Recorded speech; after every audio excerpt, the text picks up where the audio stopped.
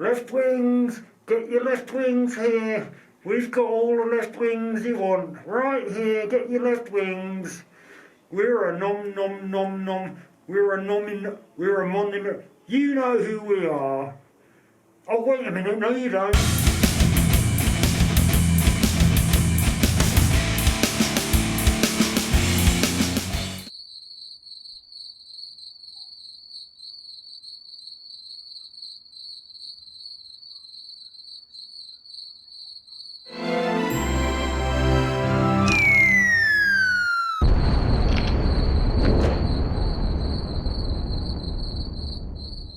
That little sketch there was sent in to us by little Fiona Barstall Greaves, 5 years of age, who works on these little things between 16-hour shifts at the computer-generated effects studio, the famous one, you know it. Anyway, fuck Fiona, not like that. I'm not the President of the United States or one of his child-abusing mates. I'm the air quotes comedian, and I'm the most underground comedian on the internet. Nobody more underground than me, save for one person in Basingstoke West who only performs comedy routines exclusively for their dog. But enough about my aspirations. I am an underground comedian, which is just another way of saying, who? And I wonder if I really am the most underground comedian, or just a comedian who talked about the London Underground once. Welcome to the Polemics. It's been snowing this week here in sunny southern Illinois. That's where I am. I'm an English person, an insufferable English twat. I'm an English in 37 degrees 44 minutes 1.19 seconds north, minus 88 degrees 32 minutes 26.99 seconds west, where it's been snowing like the very dickens. Terrible dandruff apparently. I had cause to go out there in the snow for essential supplies, you know, cucumbers, and it was a desolate blizzard of heat-thieving snowflakes and winds so cold they could chap the cheeks of Chappie, a fictional robot from a movie called Chappie. This wind is cold as, it might say. I've not seen the movie. All I know about it is that it's set and or filmed in South Africa, features a robot called Chappie, and has musical duo Diane Tward in it. So I imagine it's just a film about two vegetarian Satanists spending about an hour and a half putting Lady Gaga's fake bullshit to the hot coals, with a robot in tow called Chappie.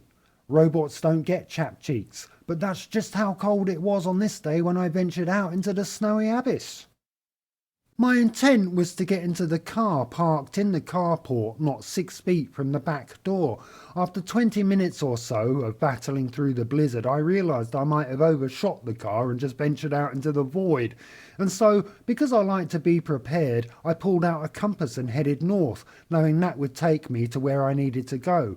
And where I ended up, you won't believe it, but where I ended up, dear viewer, was being an absolute authoritarian with perfectly centrist economic policies. It was then that I realised that the political compass was probably not the best tool to navigate the powder-thin coating of snow rapidly melting under my feet. I might have exaggerated about the wintry conditions before.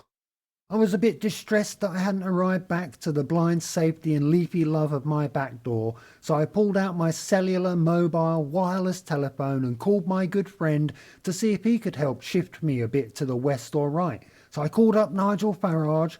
And for those watching this in the distant future, no you're not, because humanity is long gone. But I called Nige and I said, "Hi Nigel, how's it going? I'm stuck on the political compass and I need some help." He said, "You'll have to call Boris as I'm having my own problems. I'm currently doing pantomime, trading the boards, playing the dame, but despite this, every time I step on the stage, the audience starts hissing at me." So I called Boris's Johnson, but he was busy, so he put me through to his other head. "Hey, Boz, I'm stuck on the political compass. I'm hoisted up on the central axis with no wiggle room. Political compass, more like political come up my arse. Anyway, can you help me?" Of course, a small donation goes without saying. Large donation, I meant. So what's your advice, Boz?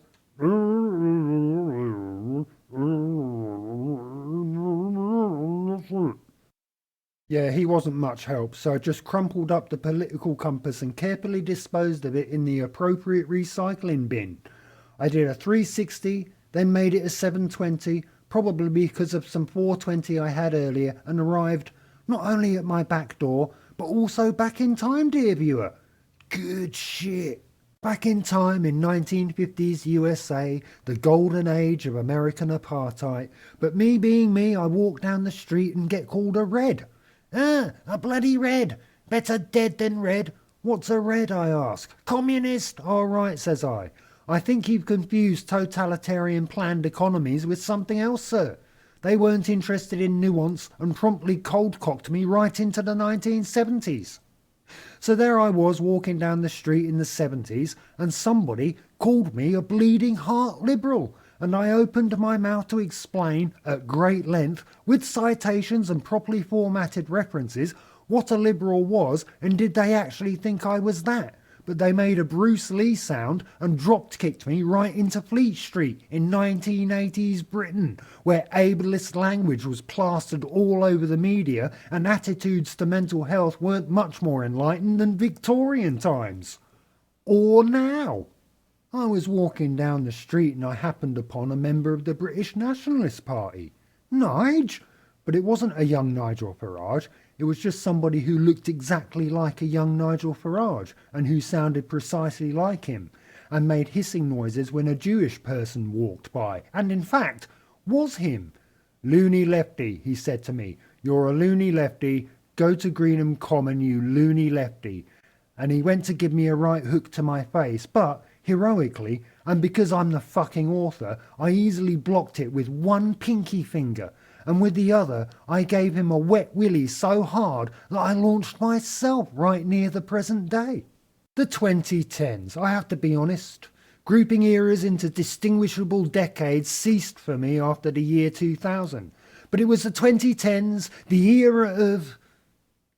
Yeah, and I was walking down the street wondering about all this time travel business, and somebody said, "Oh look, there's one of them SJWs. They hate this country, whatever country we happen to be in. It wasn't really defined for this part." And so I stabbed them to death with a wad of Kleenex I had in my pocket and decided I'd just wait until my old version went back in time and then slip back into my life, which is why I look 15 years older this week. Now that I'm back, everybody is woke. That's right, dear viewer. The right wing decided anybody who expresses dissatisfaction with right-wing policies are all people of colour in the 1960s who are very much aware of systemic racism, but somehow they're also here in the opening salvo of the 21st century. What it is, I've discovered through careful consideration and painstaking analysis of all the facts, is this. They've just been calling us names. Now they call us Nazis because apparently we hate all the Jews and want to gas them in Poland as opposed to stopping Jewish supremacists from committing a Holocaust against Palestinians, which has been underway for a time now. I have some objections to so-called Israel ripping innocent children apart with double tap strikes. How dare you say that all Jews should be rounded up and summarily executed on live television? I didn't say that. You all heard him. He just called my mother a goat-fucking whore. Play the tape back. I didn't say that. See, I told you he said that about my mother. He's an anti-Semite. He raped my mother and wants to kill every last Jew on earth. But that's the so-called Israelis for you, proud of their lies since denying the Nakba, which is why their word is worthless and why they've never honoured a ceasefire in their entire fucking history. And their hummus is shit too. It seems all I ever hear is that the left has an anti-Semitism problem, and here I am using the International Holocaust Remembrance Alliance's definition of such as a bingo card, doing the little ink stamp every time so-called Israel does some Nazi fucking shit like the Nazis they fucking are. Death to so-called Israel. Not death to Jews, just Jewish supremacists. Same with white supremacists, same with all supremacists. Fuck off and die. And now, a public service announcement.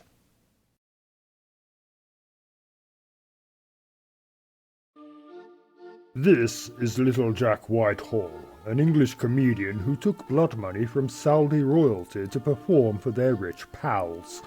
We all knew Jimmy Carr did that too, but he's an amoral cunt with no reputation to defend, whereas little Jack might slip through the cracks. Not if I can help it. What do you say, Jack? Lovely, lovely Saudi blood money. What is the left anyway? In the USA it means anything slightly to the left of Mussolini, doesn't it?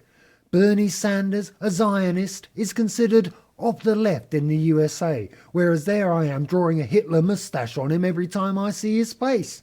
I used permanent marker by mistake once, and now there's a little square on my computer screen like a little censorship box. Democratic socialism, that's the next hope for the USA, isn't it? It's nice to live in democratic socialism, especially when you're in the in-group. You know, live a life of comfort. Well, your basic needs are met if you're on the lowest rung, but you're not on the lowest rung, are you? Lowest rung? Well, yeah, it still gives purchase to capital, and so economic hierarchies are maintained, even when society frowns upon ostentatious displays or talk of what one might have wealth-wise, like in Sweden with its Jantelagen, which only disguises in its compromises. Not to mention the majority of wealth coming into those countries are from neo-colonial multinational corporations exploiting the global south. The lowest rung in these societies are slaves who are forced to transfer material resources from their mineral-rich lands to the people at the top. You might think of Sweden, Norway and Denmark as twee little countries with a wonderful standard of living, but I see their streets caked in the blood of the third world they helped create and tirelessly maintain. What do I think of democratic socialism? I'd strangle the mewling infant in its fucking crib while screaming, "Jantelagen this, you demonic cunt!" If you don't know what it is, Jantelagen, it's the Swedish tradition whereupon wealthy people keep their wealthy status on the QT, tap to the nose style, if you know what I mean. I understand it too, because if I was a millionaire, just a regular millionaire with a small m, I'd keep fucking quiet about it too, out of embarrassment. It is called the Polemics after all, and I feel fucking better for that. How you doing? Anyway, that's all I've got for this one. Thanks for watching. Good night.